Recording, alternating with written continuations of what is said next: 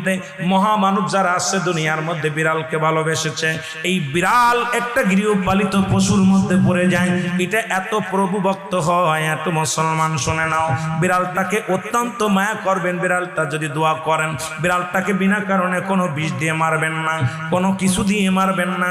মুসলমান শুনে নাও, বিড়ালটাকে যত্ন করবেন। বিড়াল যদি অভিশাপ করে, বিলাই যেটা বলা হয়, অভিশাপ করলে সঙ্গে সঙ্গে আমার আল্লাহ কবুল করে নাই। বিড়ালের অভিশাপে মানুষ ফকির হয়ে যায়, বিড়ালের অভিশাপে মানুষগুলো ধ্বংস হয়ে যায়, বিড়ালের অভিশাপে দুনিয়ার সংসারের মধ্যে অশান্তি লেগে যায়।